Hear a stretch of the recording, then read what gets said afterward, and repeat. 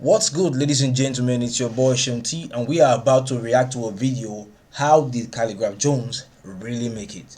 Alright, this video is put together by Afro Motivation. It is a 12-minute long video, so I might break it down into two parts, right? So you'll see part one and part two, right? But before we do that, guys, I want you to do something, right? Afro Motivation channel, the channel that made this, is on 534 subscribers, so please give them a shout out, guys. I'm giving them a shout out now, so please go subscribe to their channel.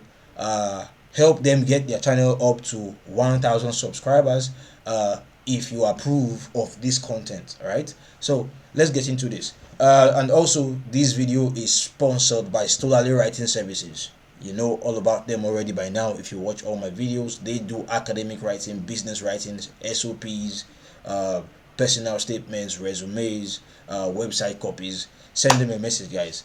Let's go. How did Khaligraph Jones really make it? Fake it till you make it. OG. What happens if you don't make it? You're in a better position to respond to that.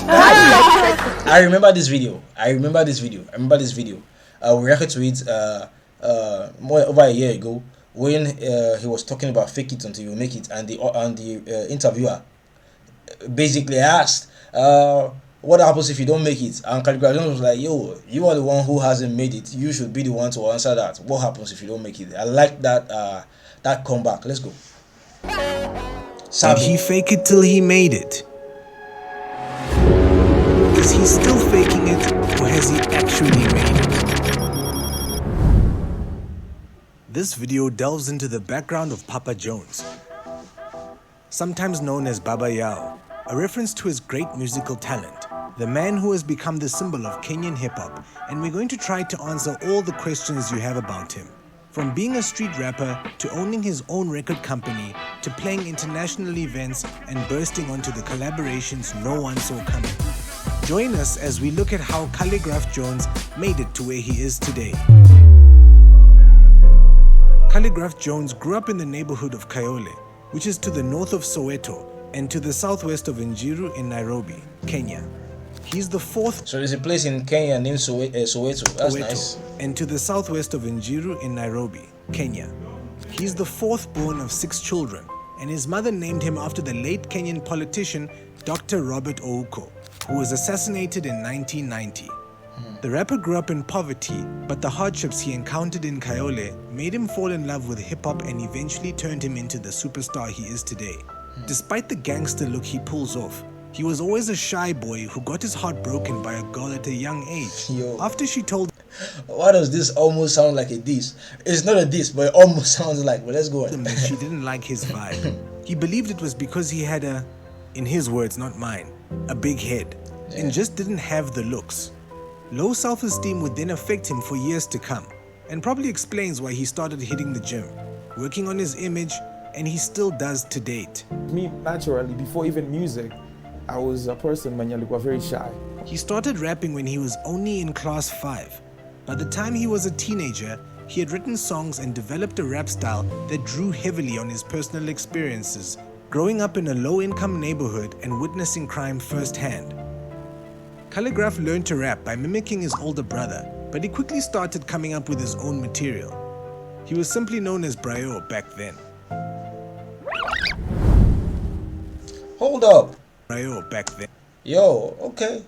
Humble beginnings, real humble beginnings. Let's go. In 2003, when he was only in class 7 at Imara Primary School in Kayole, Khaligraph made his first record. It was a gospel rap song that was recorded at a studio in Komarok.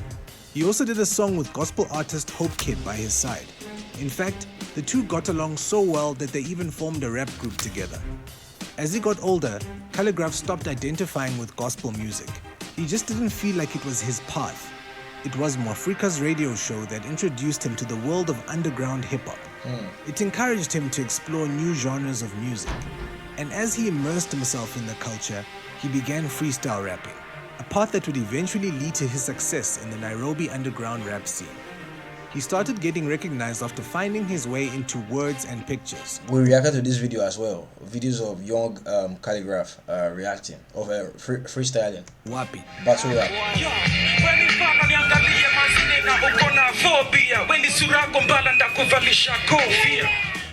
Which is a platform for freestyle rap and hip-hop culture funded by the British Council, which used to offer upcoming artists a chance to perform and battle.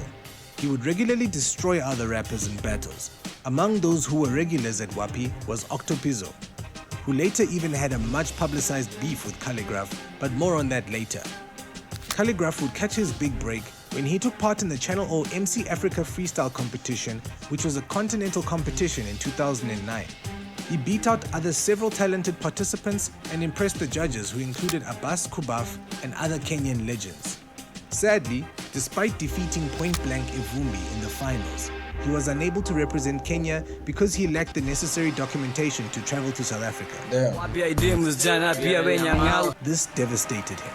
He narrated how he was the big star that evening, but still ended up going home by foot in the middle of the night, kilometers away, and risking muggings in the streets of Nairobi because he had no transport money. Bro, Poplat is a beach, bro. When you're broke, it's a different level of imprisonment when you don't have money.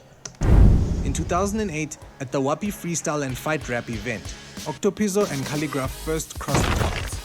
Although neither Octopizzo nor Khaligraph were well known on a national scale, the former was one of the hottest rappers in the underground rap scene in Nairobi, and the latter was beginning to make waves.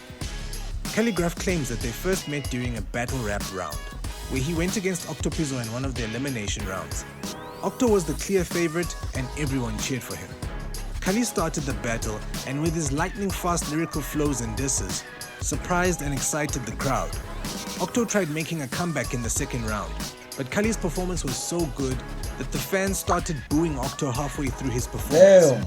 Filled with rage, Octopizzo cut short his performance and jumped at the crowd, wanting to beat up one of the booing fans. Yo! A scuffle ensued, and by the time everything was getting back to normal, Khaligraph was a clear winner. From that time... And that's one thing in battle rap, you don't lose your head. If your emotions get in the way, regardless of what you spit, it makes you look like the loser. There's always been a love-hate relationship between the two. In 2010, he recorded his first song as Khaligraph Jones in a studio in Umoja. It was known as Takeover. He had discovered he had a distinct gift at this point and was more driven than ever to make it as an artist. He used the song as a demo while attempting to record other tracks. He recorded 7 tracks at various studios and published The Takeover, his first mixtape. At Wapi, he would sell the mixtape on CD. Khaligraph was hungry, and he recorded at least 6 more mixtapes in a row. He also uploaded his music on SoundCloud and Reverb Nation. Mainstream media hesitated to play his music, claiming that Kenyans would not listen to such kind of music. That happens a lot. I think they often have to select between... it's not hate most of the time. It's not hate. Sometimes they have a lot of options to pick from, and there's only limited airtime, so they have to select the ones they think the audience would like. All right. Pretty much the same thing happened to DMX when Diddy told him that people will not like DMX style of music. They won't like his voice. But look at how big DMX went on to become, right? That happens a lot. But I think it was Fat Joe. It should be Fat Joe, yeah, who turned down the opportunity to sign Eminem, right? Because he did not believe in his talent. He didn't believe that somebody can blow with this rap style. It happens a lot. The other option is that sometimes you have to pay for radio stations to play you. All right, so if you don't pay, then they are not much interested, especially if they don't think your music would catch on with the crowd. Let's go. This was mainly because of the distinct accent he used, which was unlike any other Kenyan accent. It sounded more American than Kenyan. It's not every day you see a person coming from Kayole and speaking like this. As he became more popular, some of his songs began to be played on an underground hip-hop show on Homeboys Radio. He began freestyling on Homeboys Radio, Capital FM's Hits Not Homework, and Ghetto Radio on an occasional basis. However, he continued to struggle to break into the public, which he attributes in part to his lack of support from DJ Pinye, who oversaw NTV's music programming on The Beat and was also managing Khaligraph's rival Octopizzo at the time. Bruh. And before the rise of YouTube in Kenya, The Beat was the most influential music video discovery platform. Bruh. So it was really difficult for Khaligraph to get popular without that support. Bruh, that's reminding me of Jaru, The Source Magazine, what was their name? The whole Benzino faction versus 50 Cent. Khaligraph received much needed exposure when he was included on a cypher by Kula Gang. It was released shortly after Camp Mula and Octopizzo launched their own cypher. On the Kula Gang cypher, Khaligraph took a lot of shots at Camp Mula and their 254 flow cypher and sound, saying he kept it on 1000. Khaligraph's verse on the cypher went viral and he started attracting more media attention. Khaligraph's career started taking off from here. He and Oxide collaborated on Mavichwa 2. It was Khaligraph's first music video. According to Khaligraph, DJ Pinye refused to play the video on The Beat, something Khaligraph was personally eyeing to elevate his career. Noticing that the quality of his previous video with Oxide may have been an issue, he recorded a new solo track every day and a pretty good quality video for it in the hopes of getting it played on The Beat. Damn. He was denied once more, something Khaligraph would call him out on years later.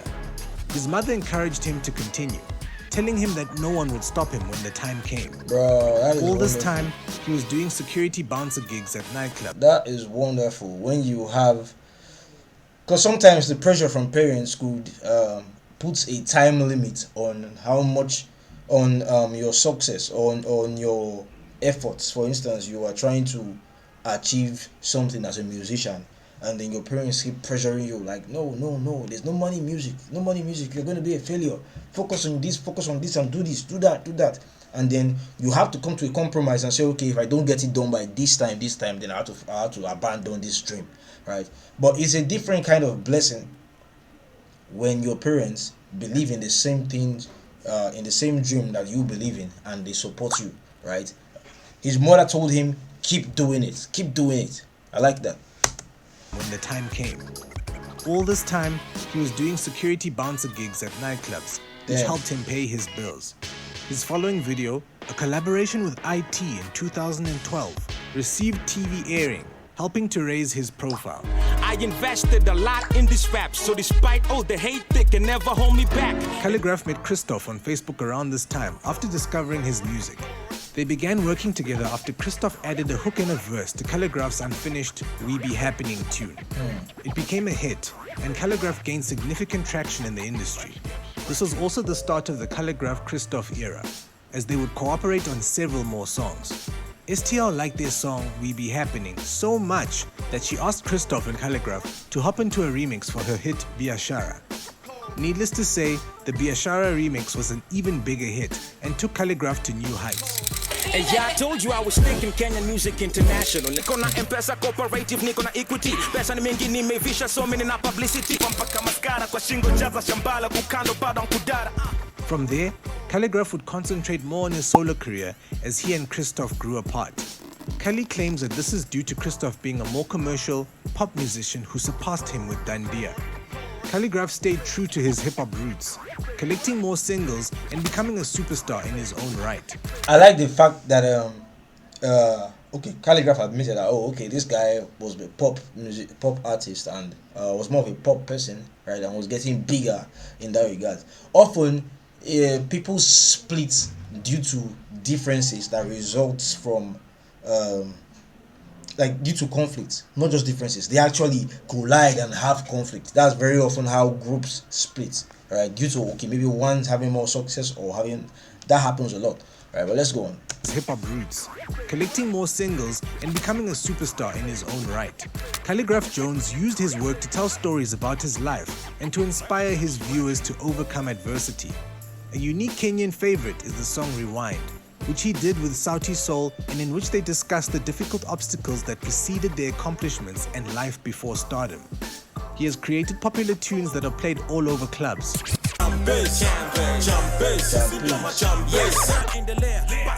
nateketea kazi na ekelea kuna wasanii kadhaa bado wasaliti wanasaka kiki so wataki kuwa na situ kipawa watafai loko ni sa loko ni moto rather than In honor of his achievements, he was named Kenya's music ambassador in 2014. He has also founded the Kali Cartel, which allows him to mentor and help new rappers seeking to break into the scene. This has shown to be quite helpful in bringing new stars to the forefront. Throughout his career, he has played on several stages.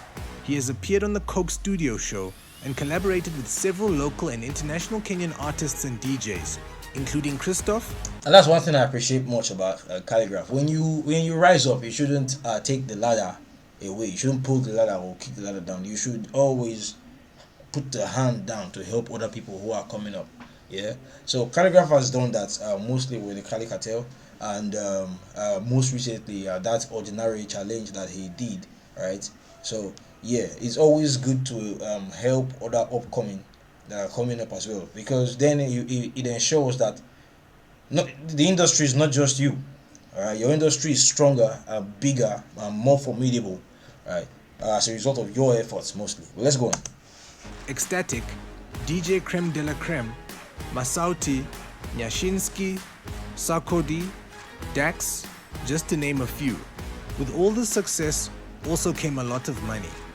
Khaligraph's net worth is estimated to be over 100 million Kenyan shillings as a result of his music and company sales. He has promoted the International Ballet, which has increased his revenue. He has a flashy car collection, which he flaunts online and in his music videos. And he lives in a beautiful house in Nairobi with his family. Khaligraph Jones also makes money from streaming and endorsement deals. He's the owner of the Blue Ink Studio and record label. And as we mentioned earlier, he also co-founded the Ordinary Challenge, a multi-million shilling competition for Kenyan rappers to exhibit and earn big from their talents. This is nice. I don't know about you, but I believe Khaligraph Jones is the most hardworking rapper in Kenya right now. Do you agree? Let me know down below on the comment section, and maybe a sub for more of such content. Guys, go give a sub to Afro Motivation channel. Go give a sub. Right, like their video, leave a comment. Personally, I enjoyed the content and I hope you did as well. So I will leave the link, all right, to his channel in the description. All right, thank you very much, guys. God bless.